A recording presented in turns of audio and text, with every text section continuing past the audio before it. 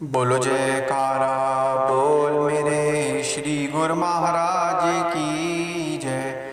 बोलो साचे दरबार की जय। बोलो श्री अनंतपुरवासी भगवान की जय।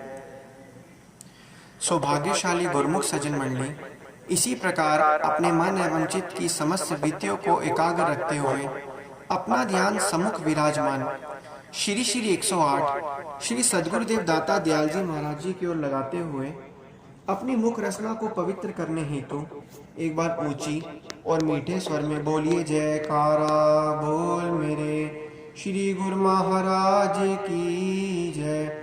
बोलो साचे दरबार की जय। बोलो श्री आनंदपुरवासी भगवान की जय।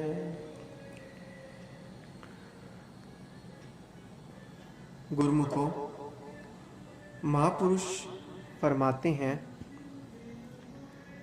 आज इस संसार में हम देखते हैं अलग अलग प्रवृत्ति, अलग अलग सोच के जो प्राणी हैं वो रहते हैं। अगर किसी को कहा जाए कि पूजा पाठ करो, भक्ति करो, तो वो कहते हैं अभी तो समय ही नहीं है। पूजा पाठ भक्ति तो बुढ़ापे में होती है, अभी तो समय है धन दौलत कमाने का, परिवार बनाने का, मान रुतबा बनाने का। तो अलग अलग लोगों से अलग अलग तरीके के जो है उत्तर सुनने को मिलते हैं। अब जो आम संसारी लोग हैं वो कितने भोले में जी रहे हैं, जिनकी इस तरीके की सोच है कि अभी तो समय नहीं है, भक्ति बाद में करनी है, भक्ति का बाद में बुढ़ापे में समय है। अगर देखा जाए, आज अगर कोई इंसान चाहे कि उसे आम का वृक्ष उगाना है, तो आम का वृक्ष उगाने के लिए उसे पहले आम का बीज डालना पड़ेगा। आम का जब वो बीज डालेगा तो 10 साल, 15 साल, 20 साल बाद जाके उसे आम का जो है पूरा पेड़ मिलेगा। आज अगर वो चाहे किसी और चीज का फल चाहता हो तो उसको उसका बीज डालना पड़ेगा। तो कहने का तात्पर्य है कि अगर आज हम जो बीज डालेंगे तो उसका जो फल है वो हमें आगे जाके मिलेगा। अब लोग कहते हैं कि बुढ़ापे में भक्ति करेंगे।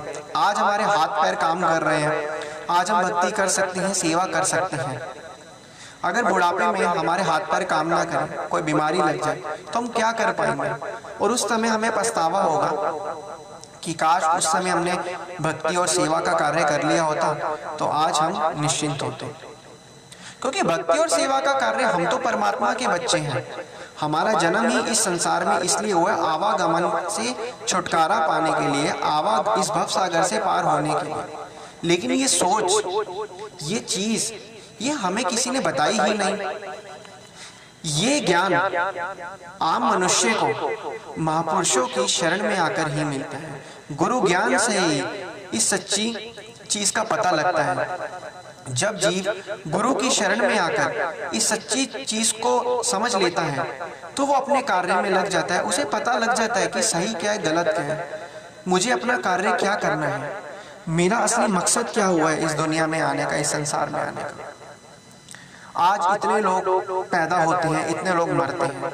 मरने के बाद क्या हमें पता है कि उसको किस योनि में जन्म मिला है? अब पूरी जिंदगी जिसका ध्यान पैसों में ही फंसा है, तो अंत समय में अगर भी उसका जब श्वास निकलेंगे और पैसों में उसका ध्यान है, तो उसे अगले जन्म में सर्प की योनि मिलेगी। पूरी जिंदगी उसका ध्यान मकान जायदाद बनाने में लगा है और अंत समय में भी तो उसका ध्यान अगर वहीं फंसा तो उसको प्रेत की योनि मिलेगी। जिसका ध्यान पूरी जिंदगी बच्चों को पालन पोषण मोह माया में फंसा है, अंत समय में भी उसका ध्यान वहीं फंसा रहा तो उसको अगले जन्म में सूअर की योनि मिलेगी।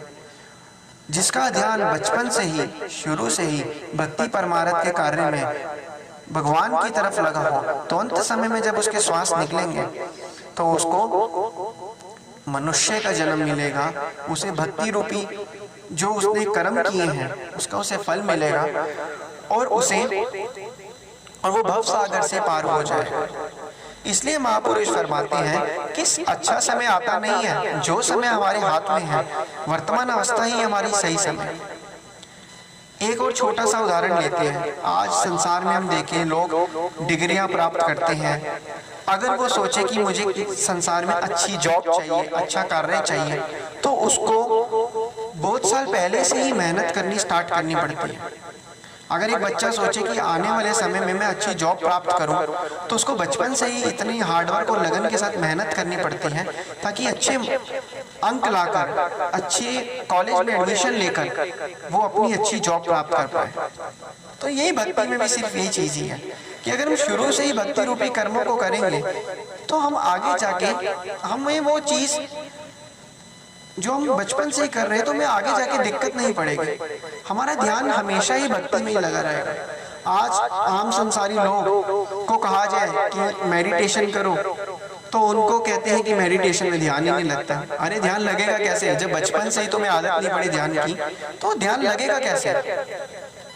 अगर तुम्हें बचपन से ध्यान लगाने की आदत पड़ी रहती, रोज तुम दिन में नियम बनाते 15 से 20 मिनट बैठने का, चाहे ध्यान लगे या ना लगे, आपको अपना नियम निभाते, तो आज तुम क्या कहते कि हाँ भाई ध्यान लगता है।